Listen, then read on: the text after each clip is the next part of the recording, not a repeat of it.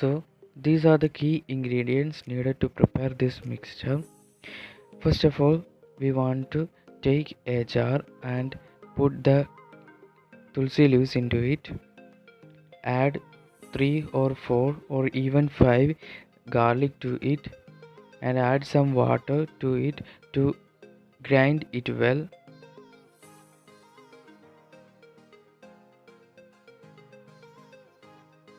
Okay, now the mixture is ready.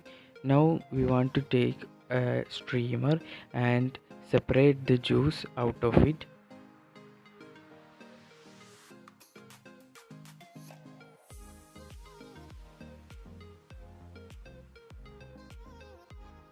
Okay, now we want to add almond oil to this mixture.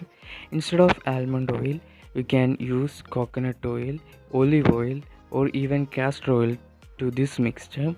I am using almond oil because it has a nice smell.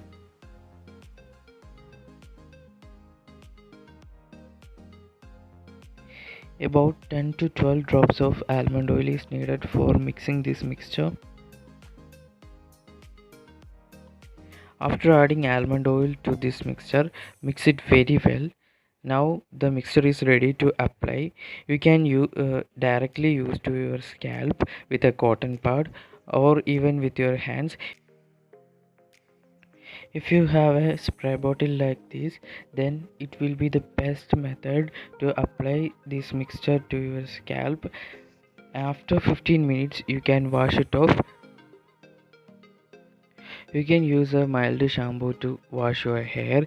After shampooing your hair, you must use a conditioner to condition your hair. This is the best and simplest, also natural way to get rid of dandruff. All the ingredients used to prepare this mixture is quite naturally available or cheaply available at our home, and the main thing is that this mixture helps to promote hair growth also and cleans the scalp very much. You can use this twice a week.